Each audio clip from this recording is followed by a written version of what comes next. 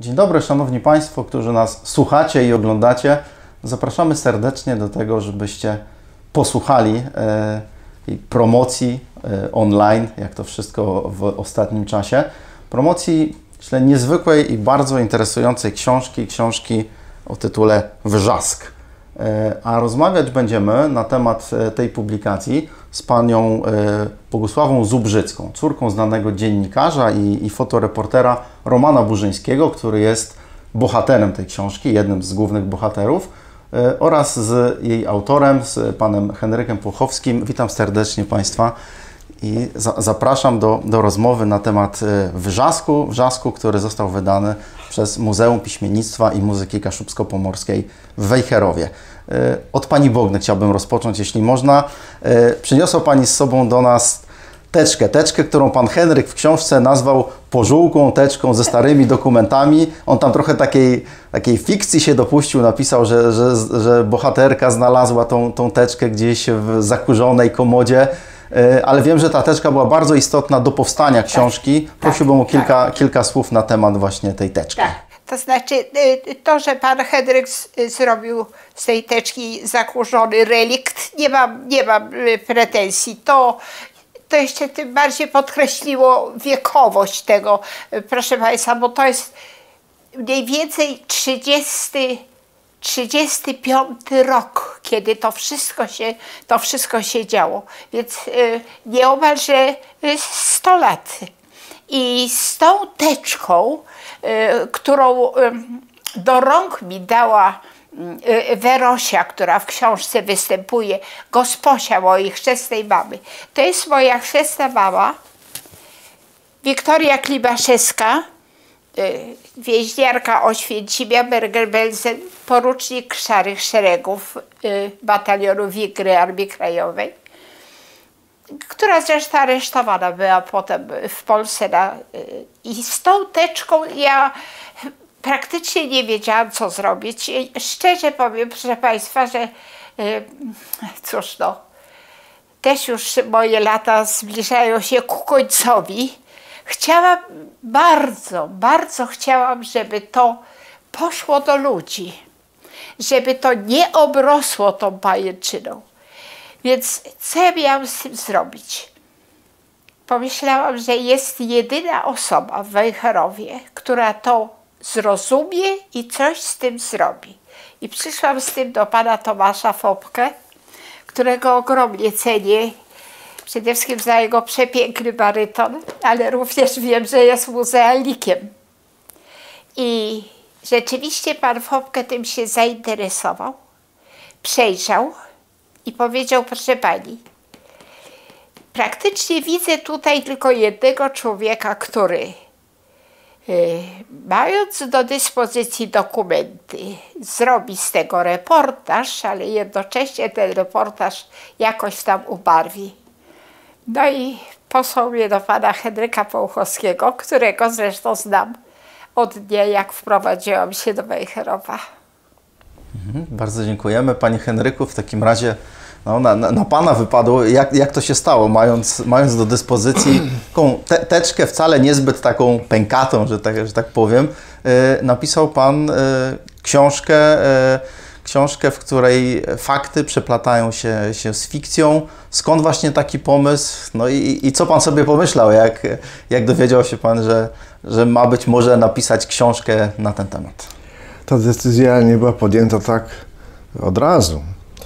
Zacznijmy od tego, że pierwsza nasza rozmowa, kiedy obejrzałem teczkę, którą pani Bogna przyniosła, poprzedziła tą jeszcze odpowiednim wstępem, to popatrzyłem na te dokumenty i właściwie nie miałem zbyt wiele do powiedzenia, bo trzeba było się z tym wszystkim zapoznać, przetrawić to i kiedy spotkaliśmy się następnym razem, to wyraziłem takie powątpiewanie, bo jeżeli napiszę z 5 czy 10 stron maszynopisu na temat tych dokumentów i zdjęć i zrobimy z tego jakąś broszurę, to mam obawy, czy czytelnika to ta publikacja zainteresuje i czy ona osiągnie ten cel, jaki byśmy sobie zakładali. Dlatego powiedziałem pani Bognie, że musiałbym zastanowić się nad napisaniem jakiejś fabuły do tego. Być może nawet powieści, ale też to wymaga pewnych przemyśleń. Ja muszę troszkę się nad tym zastanowić.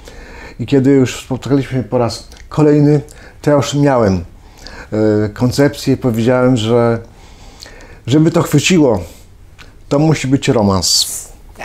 Tak, romans, ale nie tylko sam sobie, ale wzbogacony jakimiś ciekawymi sytuacjami, otaczającą rzeczywistością, bo jeżeli chcemy pokazać te lata, to musimy oddać ducha epoki w zakresie kultury, filmu, sztuki, czegokolwiek z jakimiś elementami, desygnatami tej rzeczywistości, aby ten czytelnik, który to będzie czytał, uwierzył to, że to działo się wtedy naprawdę.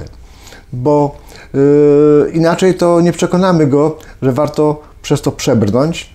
I dopiero cała ta fabuła, którą stworzymy, od razu założyłem, że będziemy współpracować i uzupełniać sobie tam jakieś informacje między sobą, bo przecież nie tak prosto jest wejść do cudzej rodziny, poznać ją w szczegółach i jeszcze potem zapamiętać, kto jaki był, a potem ubrać to w fakty, żeby to wszystko trzymało się kupy. Więc na pierwsze hasło, że pani Bogna wyraziła zgodę, no to ja się ucieszyłem, dlatego że ja mam w sumie duszę taką, chociaż jestem dziennikarzem bardziej literacką.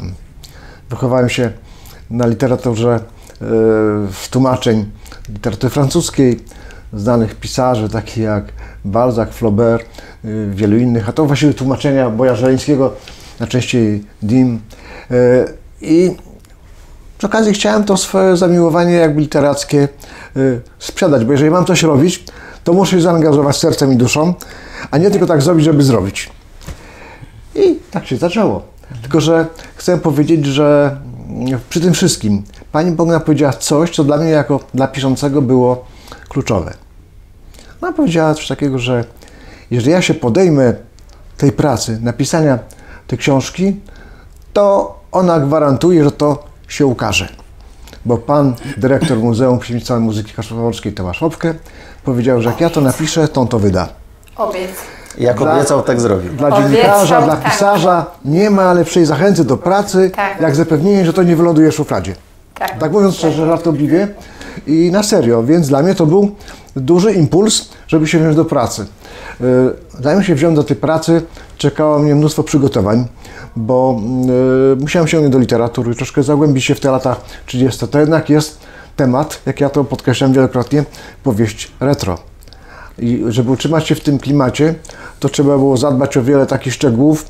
Powiem, że nawet w trakcie pisania ja ciągle zaglądałem albo do literatury, albo do biblioteki cyfrowej, Małopolskiej Biblioteki Cyfrowej, tego ilustrowanego kuriera codziennego z 1930 roku, dlatego że pani Bogna wspomniała w 1935 roku. Rzeczywiście klub działał od 30 do 30, nawet 6 roku. Ale ja w tej książce skupiłem się na roku 30, a więc na okresie powstawania tego klubu. I chodziło mi o to, żeby powstawanie tego klubu jakby rosło razem z nakładającą się znajomością, rozwojem tej znajomości pani rodziców. I wydaje mi się, że to udało mi się osiągnąć, aczkolwiek kiedy słyszę od czytelnika, że ponoć, że w momencie, kiedy książka się kończy, to jakby czegoś brakuje, oni by chcieli tego jeszcze. A to był cel właśnie zamierzony. Po co? Po to, bo taki był nasz cel wspólny, żeby zachęcić czytelnika do obejrzenia tych zdjęć i do przeczytania tych dokumentów. Tak. Bo same zdjęcia i same dokumenty, gdyby nie było tej fabuły, tych wszystkich sytuacji, tych przeżyć, tych emocji, wzruszeń, czasami może i nawet nieszczęść, to bardzo niewiele osób by to zainteresowało. Nie zainteresowały się tymi postaciami. A tak, to kiedy ja taki miałem przynajmniej zamiar, że tą fabułą wywołam właśnie to zainteresowanie. Zobaczymy. Pani Bogno, czy Panią przekonuje ten romans Romana Burzyńskiego z Haliną Grzywińską? Te wszystkie szczegóły opisane są bardzo prawdopodobne. Mój tato był bardzo męski, miał powodzenie, najlepszy dowód, że w sumie żenił się 4 razy mój ojciec. Także małżeństwo moich rodziców trwało krótko, ale No ale kochali się. Mama moja była ciekawą bardzo kobietą. Ja dzisiaj z perspektywy tych lat, kiedy mama już nie żyje, mogę powiedzieć, że była bardzo seksy. Pomimo, że utykała na jedną nogę po Haile Medina i miała leciutkiego zeza, ale to powodowało u niej taki słodki wyraz twarzy. Mama miała powodzenie. Ja pamiętam, podczas okupacji koło mamy stale ktoś się kręcił. Zawsze był jakiś pan. I krótko, jeszcze w 1945 roku wyszła za mąż powtórnie. Więc wszystko to, co jest w tej książce, jest przez to prawdopodobne. Jak tam temu ojcu się podoba ta mama siedząca na kajaku przed nim, no jakby pan Henryk tam w sąsiednim kajaku był.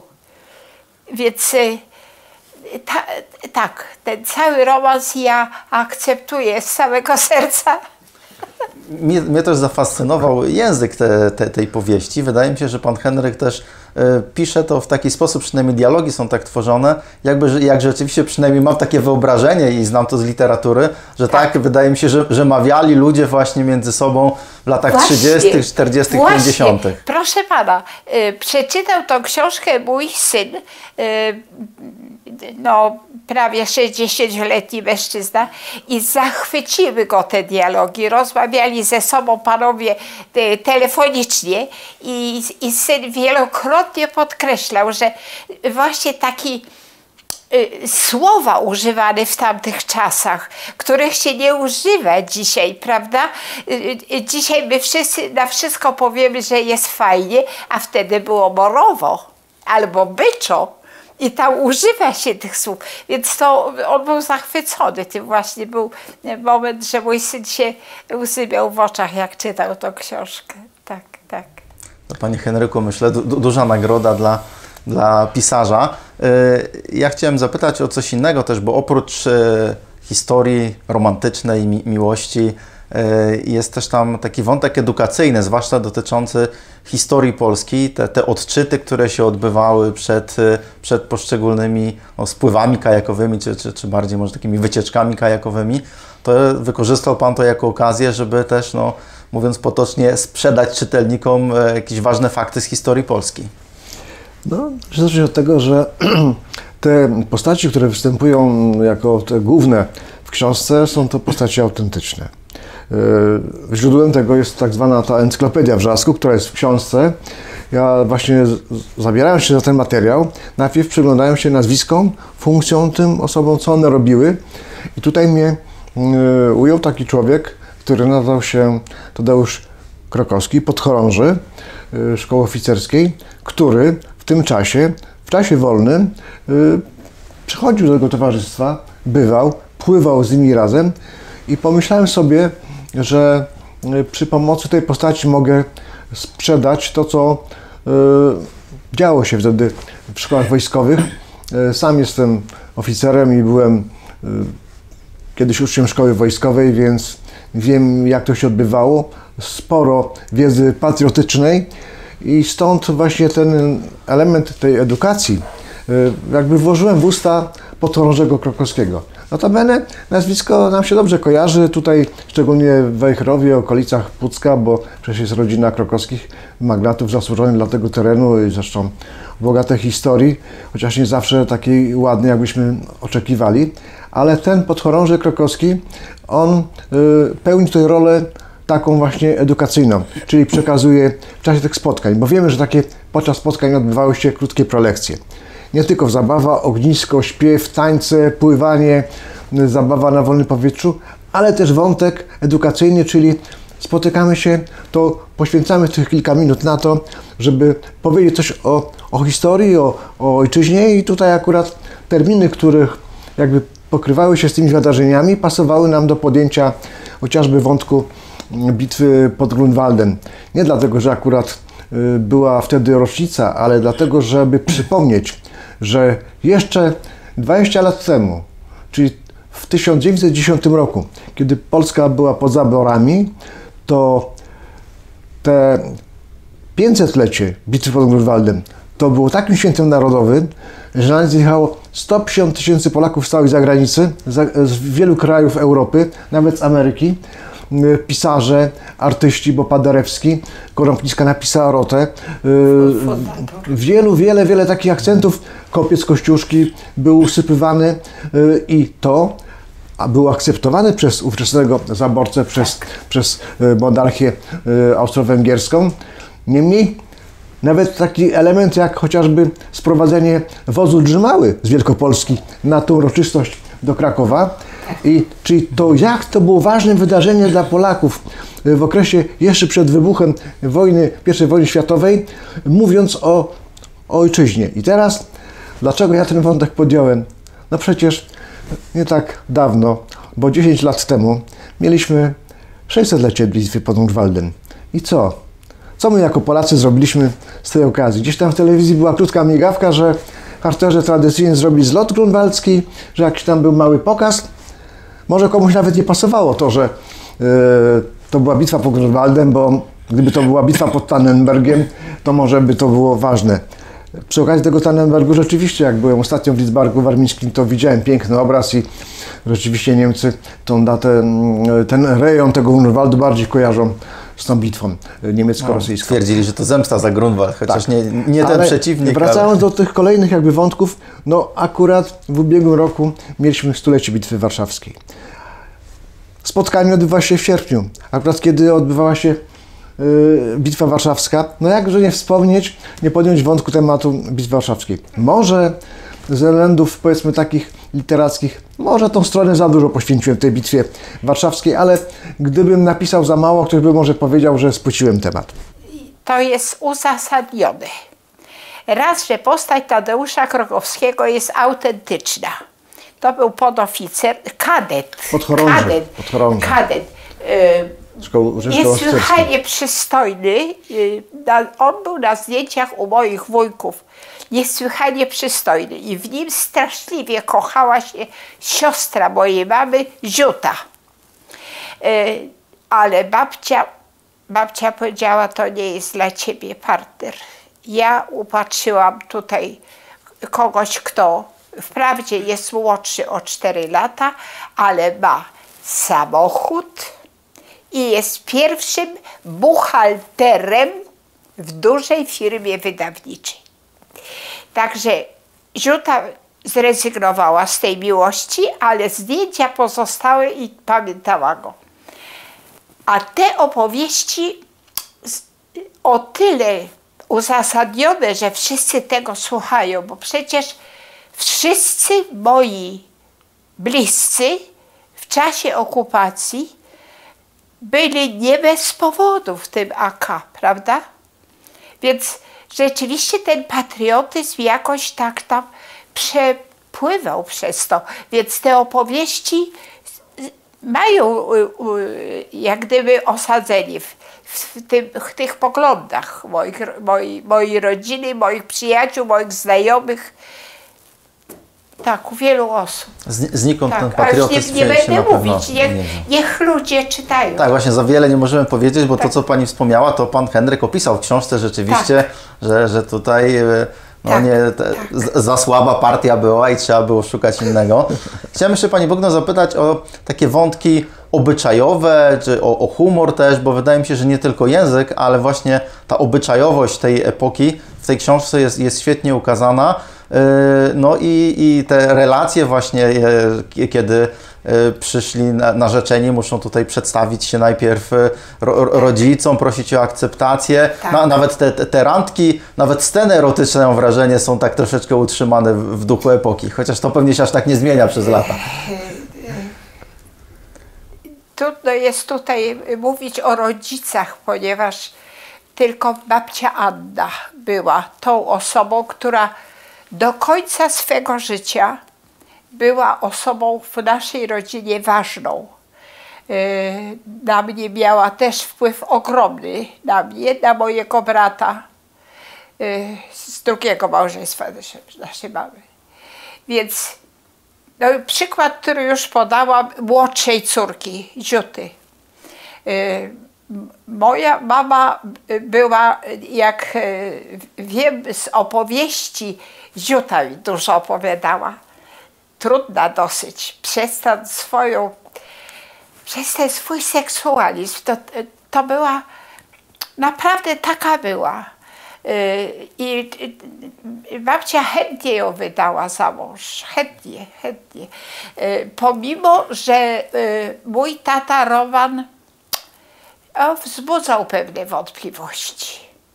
A dziennikarz, no niby prawnik, ale właściwie pęta się po tych teatrach, chociaż babcia sama w teatrze bywała, prawda? Ale to jakoś tak, więc to, że przychodzili goście, że to wszystko byli bliscy ludzie, znajomi, że się o wszystkich wszystko wiedziało, że w mojej rodzinie w ogóle do dnia dzisiejszego i moje wnuki przestrzegamy tych wszystkich właśnie takich zasad i w tym wszystkim, jak gdyby duch tej babci Anny jeszcze właśnie tkwi. Ja wiem, że to nie były jakieś rygory, ale to było takie zachowanie wynikające z faktu może, że jednak babcia była córką arystokraty, wprawdzie Rosjanina, ale prawdziwego arystokraty, który jak przeputał cały majątek, strzelił sobie w łeb.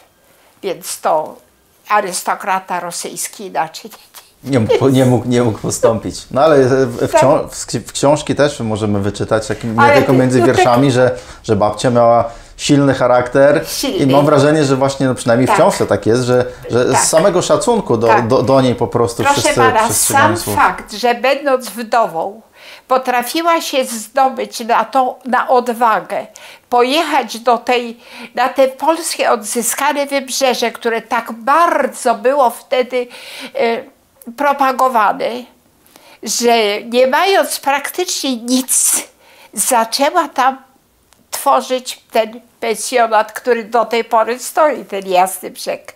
Pięknie, pan Henryk pięknie ją opisał. Trochę nieprawdziwie, ale tak pięknie. Niech ona tak tkwi tam na tych kartach.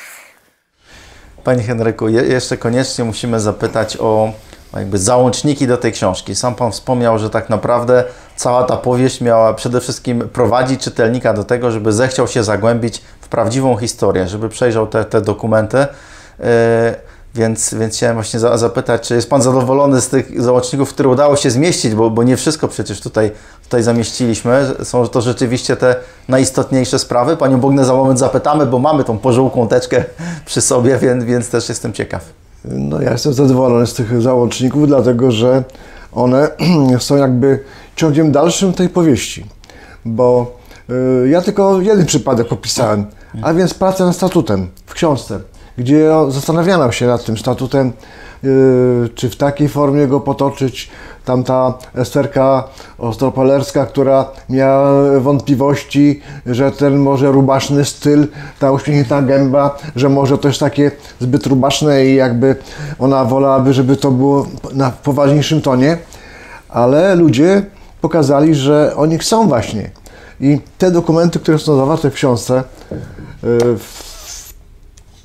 na tych stronach plakaty i różne tam załączniki, one potwierdzają, że ci ludzie się autentycznie bawili. To była radość, poczucie humoru, duma, nawet ta zabawa w teatr, bo przecież oni ubierali się w stroje, tak jak widać ze zdjęć, postaci jakieś historyczne tutaj, jakieś rzymskie. Przebierali się rzeczywiście z fantazją.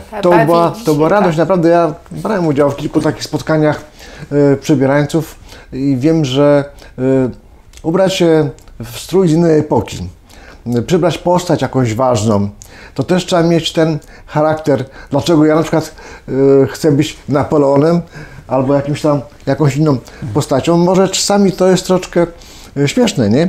Ale skoro się bawimy, to się bawimy. I wydaje mi się, że to właśnie ten dialog, ta cała fabuła, te emocje, przeżycia tych ludzi i potem na koniec pokazanie, co naprawdę jeszcze oni robili.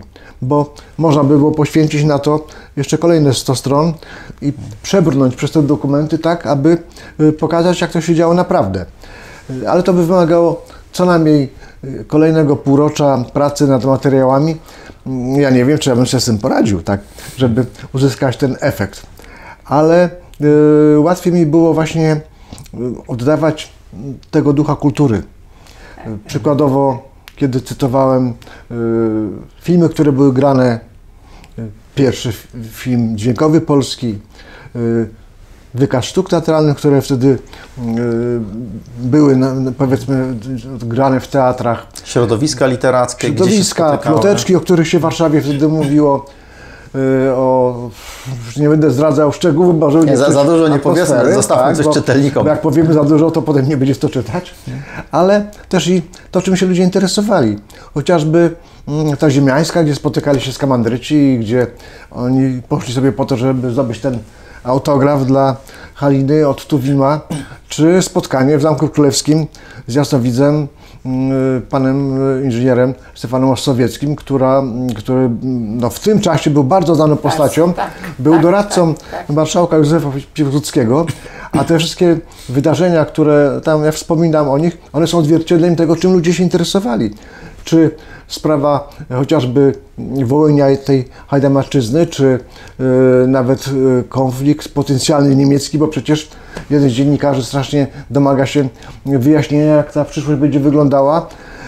Przytaczana jest postać tego ministra Trewinarusa III Rzeszy, o którym właściwie dzisiaj już nie pamięta. Przecież my tylko wiemy, że to Hitler domagał się korytarza przez a to znacznie wcześniej było czasami nawet mocniejsze ataki słowne. Nie był tego autorem, tylko byli inni, a więc to daje tego ducha epoki. Skąd tego ducha zaczerpnąłem? No właśnie, czytając dosyć długo i wnikliwie tę gazetę Listrowany Kurier Codzienny, który jest... Z której dodajmy pracował pan Roman Burzyński. Cyfrowej pracował pan Burzyński jako początkujący dziennikarz. I wydaje mi się, że dzisiaj ja nieraz, jak mam ochotę, to sięgam do tej gazety sobie poczytać, bo gdyby tak chciał napisać, to można było, czerpiąc z tych wszystkich informacji, dużo książkę, tylko że pytanie polega, czy o to chodziło. Trzeba zawsze zrównoważyć oczywiście jakby faktografię z informacji fabułą, pobocznych, z tym, literaturą. z tym, co chcemy pokazać o rodzinie, o tych wszystkich wydarzeniach. A przy okazji, jak już tak mówimy o tej historii, to ja nie mogę sobie odmówić, jak już jest kamera, jesteśmy w muzeum, powiedzieć chociażby jednego słowa o tej wojnie czesko-polskiej, która do dzisiaj jakby ciągle takie budzi różne emocje i nie to, żeby o tej wojnie mówić, tylko że ona wiązała się z pewnego rodzaju też emocjami. W tej książce zapisałem wierszyk i to wierszyk, którego nie wymyśliłem ja sam, tylko został znaleziony w dokumentach z tamtego rejonu. Tutaj sprzedałem ten wątek jako to, że to właśnie pani aktorka, mama Romana, będąc z nim w górach, gdzieś tam znaleźli ten kalendarz cieszyński. Ja go osobiście znalazłem i mam go we własnym posiadaniu. Przytoczę sobie ten wierszyk, którego autorem jest literat, mało znany, w ogóle dzisiaj nieznany. Podpisał się Jantek z Bugaja pod tym wierszem, a wiersz brzmi następująco. Jestem Polakiem, polską mam duszę i polskie serce w mej piersi bije. Polską krew, polskie nazwisko noszę, z polskiej ziemi żem wyrósł i żyję. Polak mnie ojciec, matka zrodziła, pierś swą za pierwszy pokarm mi dała. Polskim pacierzem mówić uczyła, polską mnie pieśnią wykołysała. Jestem Polakiem, po polsku czuję, kocham nad życie polską ojczyznę, wszystko co polskie kocham, szanuję, jak drogą świętą ojców spuściznę. Jestem Polakiem, do mnie należy przeszłość i przyszłość mojej ojczyzny. Chętnie za wolność Polski macierzy oddałbym mienie, życie, krew blizny.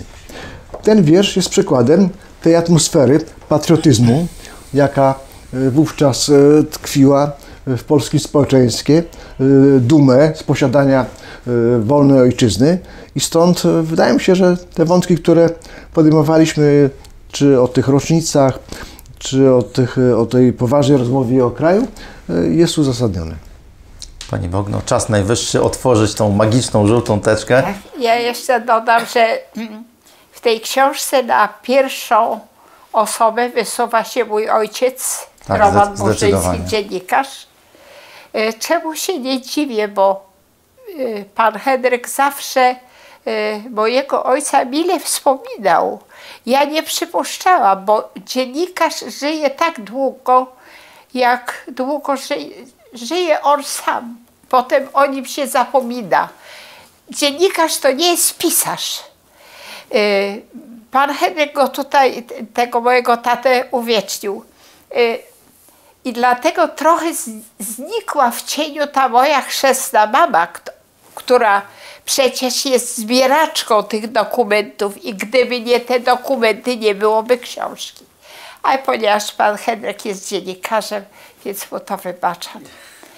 Chociaż tego mojego ojca znałam bardzo krótko, ale lubiłam go, jak go poznałam, bo poznałam. Tam jest to opisane, rzeczywiście tak było. Pani Bogno, Roman Burzyński jeszcze żyje, właśnie w naszych zbiorach znalazłem. Mamy też jego w Polsce, a to ciekawe. Jest ta książka, bo też o Kaszubach tutaj pisze, swoją drogą bardzo interesująca pozycja. Tak. Dużo książek i teraz można jeszcze je kupić przez internet. I tu jest parę osób, które się jeszcze tym interesują. Ja z kolei korzystam często z takiej książki. Polska ma więcej niż 1000 lat. To jest, ojciec był i bardzo kochała archeologię. I to właśnie tak. Więc to jest oryginalny, ja nie wiem, emblemat chyba to był, nie mam pojęcia. Wioślarski klub warszawski, albo odwrotnie, warszawski klub wioślarski. To jest oryginał. Natomiast... Ja przepraszam, że przerywam, bo nie wszyscy czytelnicy to wiedzą. Właśnie ten klub wioślarski nazywał się Wrzask i właśnie stąd jest tytuł i wokół tego jest osnuta cała właśnie fabuła książki. I stąd, proszę Państwa, ta litera W, to jest zaproszenie na bal, ale w kształcie litery W, bo przecież bawić się będą wrzaskowicze, oni tak o sobie mówili. I to była gromada ludzi, którzy naprawdę się przyjaźnili w cudowny sposób. Wypełniali ten swój wolny czas, wszyscy przecież pracowali. I tak kulturalnie to wszystko się odbywało, jednocześnie oryginalnie, bo kto dziś takie zaproszenie wysyła?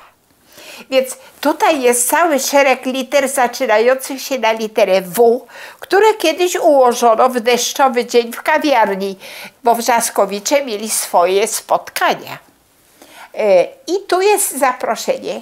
Przyjdź choć po własnym trupie. Więc przyjść po własnym trupie, to jest dosyć ciekawe. Jakie będą atrakcje? Zula Pogorzelska i Dymsza nie przyjdą. No i jest oczywiście komitet i proszę Państwa, jeszcze stary sposób pisania, bo dzisiaj napisalibyśmy początek o godzinie 21. Wtedy się pisało o godzinie 9 pp. O godzinie 9 po południu. I to się wszystko odbywało w domu na ulicy Chłodnej, w domu, mieszkaniu ogromnym, gdzie jeden pokój miał 60 metrów. To zupełne szaleństwo. To mieszkanie należało do siostry mojej babci. W tym mieszkaniu odbywały się te bale. I teraz, proszę Państwa, Wiktoria Chlimaszewska nazwana kwoczką, bo wszystkich do siebie jak kwoka zbierała, pocieszała, mówiła różne mądrości. Listy do niej się pisało kochana i rysowało się kurkę. Kochana Kwosiu. I ta kochana Kwosia miała zostać właśnie moją chrzestną mamą i tu jest zaproszenie, a tu jest zaproszenie dla mojego ojca chrzestnego, Witolda Czerwińskiego. Nie wiem, kim był zawodu, wiem, że był przepięknym mężczyzną. Zginął tragicznie w Oświęcimiu, tak jak wiele z mojej rodziny, a to jestem ja. I tak wyglądało zaproszenie na chrzciny. Chciałam Państwu jeszcze pokazać pocztówkę, którą pisała moja mama. Proszę podziwiać pismo. Tak kaligrafii uczyły się dzieci, mając w ręku pióro, a nie jakiś tam długopis. Jedno zdanie tutaj chciałabym. Moja córeczka jeszcze trochę choruje po szczepieniu ospy. Szczepiono się. No i statut wrzasku. Napisany na maszynie przez mojego ojca w dniu 4 grudnia 1933 roku. To oznacza, że ja miałam pół roku wtedy. I takich, proszę Państwa, wspaniałych dokumentów jest pełna teczka i o tym właśnie pisze w swojej książce pan Henryk Połchowski, za co ogromnie dziękuję, a panu Tomkowi Fopkę to już w ogóle. Ja bym chciał coś dodać jeszcze, bo Pani wspomniała, że jakby tak Kwosia była pominięta, nie do końca.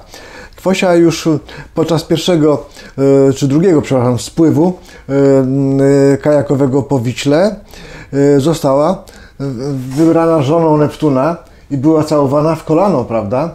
Czego tak. jej wszystkie panie inne zazdrościły. Kwosia bywała w domu, grywała tam w Remika podczas tych spotkań obiadowych, gdzie prowadzono różne dysputy na temat kultury i nawet tego związku Haliny i Romana.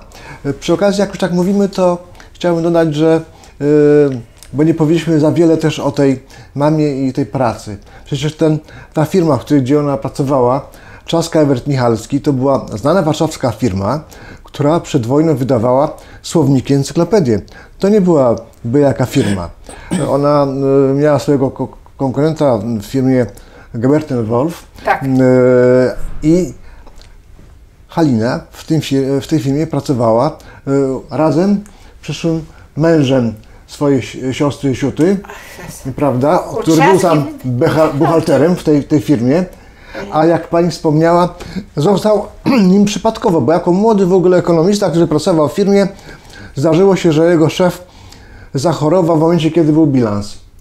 I powierzono mu wykonanie tego bilansu poważnej firmy. Tak. Ten młody chłopak to zrobił, uciągnął, no i potem okazało się, że awansował dzięki temu. I był właśnie tak, i w ogóle wujek Zygmunt, czyli mąż tej mojej cioci Ziuty, to był w ogóle nadzwyczajny człowiek. Bo kiedy